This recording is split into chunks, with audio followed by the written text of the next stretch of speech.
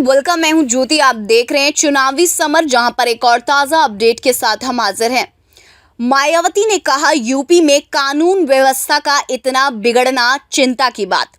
UP में दलित बेटियों के ऊपर हुए जुल्म की किताब में एक पन्ना और जुड़ा। हालांकि इस हृदय विदारक घटना की जितनी भी आलोचना की जाए वो कम है, क्योंकि इस घटना में पीड़िता के सिर्फ हृदय पर ही नहीं बल्कि शरीर पर भी ऐसे दाग छोड़ दिए हैं जिसको जिंदगी भर मिटाना मुश्किल है। इसकी वजह से मायावती ने एक बार फिर से दलित बेटियों के लिए जोर शोर से आवाज उठाई है। आपको बता दें कि यूपी के हाथरस में युवती के साथ हैवानियत का मामला अभी सुर्खियों से ही था कि अब गोंडा जिले में 3 दलित नाबालिग बहनों के ऊपर तेजाब फेंकने का मामला सामने आया है, जहां पीड़िता को गोंडा के सरकारी अस्पताल में इलाज के लिए भर्ती किया गया है। सूत्रों के अनुसार बड़ी बहन की उम्र 17 साल थी, जो करीब 30% जल गई है। मंझली लड़की की बात करें तो वो 12 साल की थी, तो जो करीब 20% जल गई है। अगर मैं छोटी लड़की की बात करूं तो उसकी उम्र सिर्फ और सिर्फ 8 साल थी, जो कम से कम 5 से 7% जली हुई है। दरअसल तीनों बहनें अपने घर में ही एक ही कमरे में सो रही थी। वहीं देर रात करीब 2 बजे तेजाब फेंकने वाला शख्स बाहर से छत के रास्ते घर में घुसा और तेजाब फेंक कर भाग गया।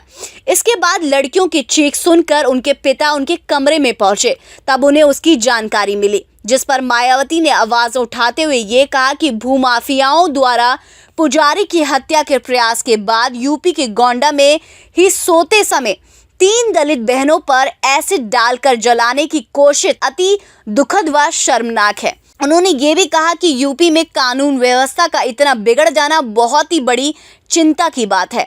मायावती ने यह कहा कि आखिर यूपी में हर प्रकार का अपराध सर चढ़कर क्यों बोल रहा है। हालांकि गोंडा पुलिस ने मामले में फरार आरोपी को एनकाउंटर में गिरफ्तार कर लिया है। उसे गोली लगी है और उसका अस्पताल में इलाज चल रहा है। लेकिन यहाँ सबसे बड़ा सवाल ये है कि आखिर राज्य में दलित बेटियों के ऊपर होने वाला जुल्म कब और कैसे खत्म होगा। इनमें से सबसे बड़ी बात यह है कि क्या राज्य के अपराधियों के अंदर पुलिस का कोई डर है, प्रशासन का कोई खौफ है? क्या हर चीज खत्म हो गई है? जो हर दिन राज्य में अपराध बढ़ते ही जा रहे हैं। इसी बीच सभी राजनीतिक दलों ने भी इस मुद्दे पर आवाज उठाई है।